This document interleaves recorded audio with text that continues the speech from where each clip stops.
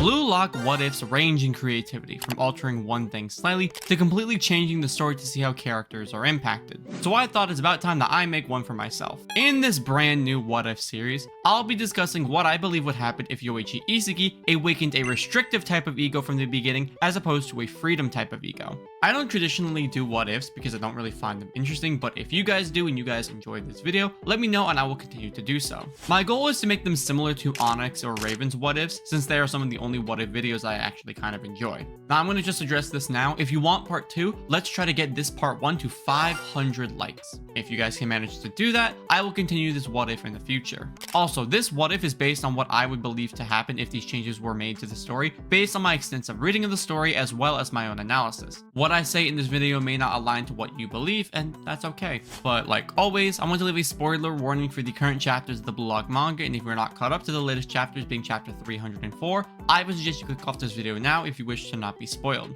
Also, this video was requested by Emerald, so shout out to them for this idea. And also, if you want a chance to request videos yourself, join my Discord server, the Neo Egoist Geeks. The link to it is down below. Our story begins back in the match of Ichinan vs Matsukaze Koko, where we meet Yoichi Isagi as he receives a pass and begins to dribble down the field. As he dribbles, Isagi's thoughts begin to go crazy. This is it. I'm almost to the box. I'm so close to a goal. He uses his dribbling and passes by the last defender, which led to Isagi being in a one-on-one with the goalkeeper. As Isagi nears the goal, his vision tightens on the goalie and the net. If I score this, we make it to nationals. All that matters is this final 1v1. The goalie seems to be positioned more to the left, and his weight seems to be on his opposite foot. If I shoot there, we can score! As Isagi is about to make the shot, he hears his teammate call out to him. Isagi snaps out of this trance and regains himself, turning to look at his teammate running beside him. He remembers his coach's words, one for all and all for one, sending the pass over to Tada. The goalkeeper wasn't expecting a pass. This is it. Thanks to this, we've tied it up, and now we can... Crap!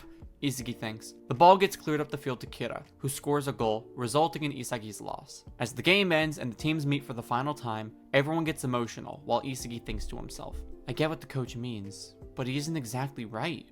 We're a team that was missing that final step to make it to nationals. Isagi continues to reflect on this moment as he begins to walk home.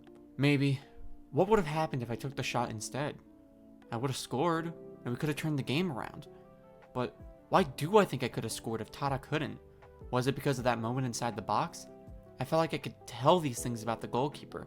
His positioning, his slight movements, the offset weight to his foot. I've never felt that before. But just maybe if I had taken the shot. Isagi screams with regret and sadness. We could have won. Damn it. I wanted to win so bad. We cut away from Isagi's story to see Henri and Ego reviewing over the game footage, to where Henri questions Ego about his invite to Yoichi Isagi. Isn't it good that he lost, Henri?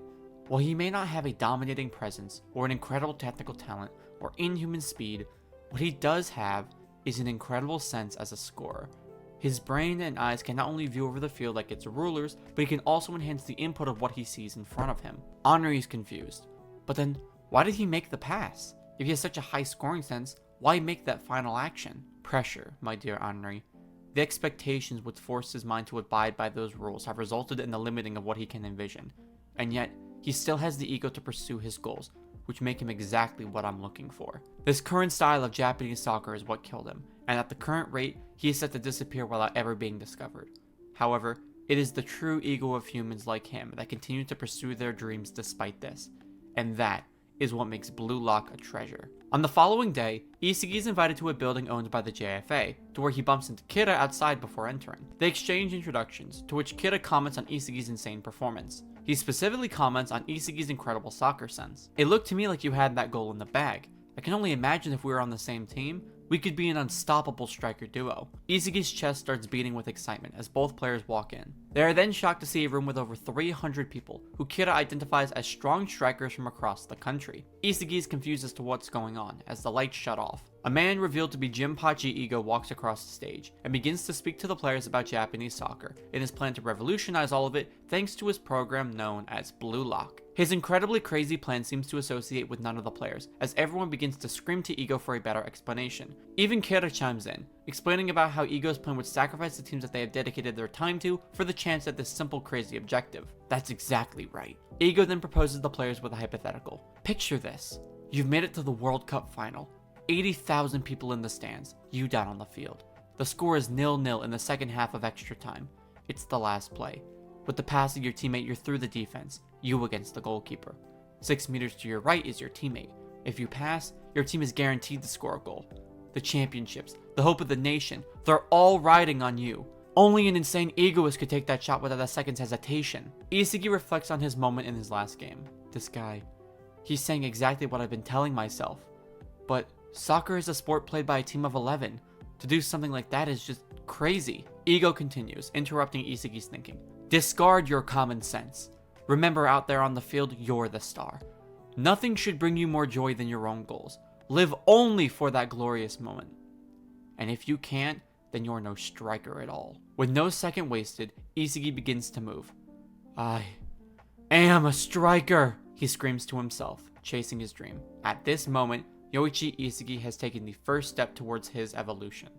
As Isagi receives his special uniform, he learns of his ranking, number 299Z, entering the room labeled Z as well. As he opens the door, he sees some strange guys sleeping on the floor to his left, a pair of players staring daggers at him, and even Kira, which at least puts him at ease a little bit. As Kira and Isagi talk, he meets Ikiguri, a shaved-headed individual whose loud boasting draws Isagi's attention as they find some kind of common ground being ranked so low. Something catches Isagi's eye as he sees the shifting of the ceiling panels behind Ikiguri. Ego appears on the screen and explains that their very first selection event is about to begin. He tells them that they are about to play a game of tag, saying how in the next 136 seconds, one of them will be removed from the project. After delivering the standard rules of the selection, as well as the additional comments of no hands, the game begins. A ball suddenly drops from the ceiling onto the floor, as Ikiguri's name appears on the screen as the timer begins to tick down. Ikiguri begins to run around the room, taking shots at bunches of the players, however he fails to make contact with any of them. Something feels off to Isagi though. For some reason, he can't seem to take his eyes off the sleeping man in the corner. Isagi connects with Kira as they begin to talk about the absurdity of the situation. As Ikiguri attempts to knock the sleeping guy out of the game, he is struck in the face himself. The man, now identified as Meguru Bachira, stands up and prepares to continue the game. Another player named Kunigami comes over to Bachira, expressing his distaste for the situation, as Ikiguri decides it's his chance to save himself, hitting Kunigami in the face with the ball. This angers Kunigami, who eventually kicks the ball, sending it flying towards Ikiguri, who tries to hide behind Isagi. The ball then makes direct contact with Isagi, knocking the wind out of him thanks to the powerful shot. As Isagi gets up, he realizes that he needs to hit someone, as his brain begins to overload itself with thoughts. Shit. I need to hit someone. I have less than a minute. Who can I hit though? My dribbling and speed aren't enough to catch Kira, so he's out of the picture. So then, I'll go after you, Ikiguri. Isagi begins to dribble after Ikiguri, but he's unable to gain any ground on him. He tries to take a shot, but he continues to miss. As Isagi goes to retrieve the ball, he sees Bachira on Kunigami's back. Hey, take the shot, this guy's wide open. Isagi is confused, but begins to consider it, positioning himself to hit Kunigami. However, Kunigami throws Bachira off his back towards Isagi, but Isagi moves out of the way, resulting in him falling onto Ikiguri. As they try to move, Ikiguri tries to call a timeout, noticing that his ankle is injured thanks to the collision. Kira screams to Isagi to forget the orange-haired guy and focus on Ikiguri, since he's an easy target. Isagi turns and begins to walk towards Ikiguri, as he begs for him to reconsider. Isagi begins an internal monologue. This is it. If I just hit him, I win. All I need to do is kick the ball towards him, and I can survive. My dream will survive if I simply take the shot. This is what it means to be a striker, isn't it? But that means I'm crushing his dream. Can I really do that? Wait, what? Why the hell am I hesitating? This is exactly what it means to be in BLUELOCK. Ending someone's dream to allow for mine to live. This is just how it is, and that's how it has to be. Isagi winds up his leg. However, he stops before he kicks him. That's just how it has to be, huh? Crushing someone lower ranked than me is the only way for me to keep going? To be stronger? No, that can't be it. If I want to get stronger, the only way I can do that is by challenging someone with the potential to crush me instead. Isagi turns and begins to run at Bachira. Out of everyone in this room, the only person who I've been focused on is you. I want to find out why. Oh, I like you, Bachira comments. This is the best way, isn't it? If you plan on crushing someone. Bachira steals the ball from Isagi as the timer hits 10 seconds, as he charges after Kira. Then it better be the strongest guy around. Bachira attempts to shoot the ball at Kira, who avoids it, and also a follow-up attack from Bachira, running to the opposite side of the room. Bachira locks eyes with someone across from him, setting a pass that flies across the ground right next to Kira's feet. That was close. He missed. As Kira looks at where the ball is going, he sees Isagi staring at him, with a weird look in his eyes. It's almost as if time is in slow motion for Isagi, as he sees the ball coming towards him. Isagi then stares at Kira, almost as if the ball isn't even there, swinging his leg with full confidence. I want to challenge the strongest guy here. Isagi makes contact with the ball, sending a shot that flies towards Kira, striking him in the face. As the ball makes contact, the timer ticks down. 1, 0. Time is up. We cut away to Ego and Henri, who is watching the game of tag on a monitor.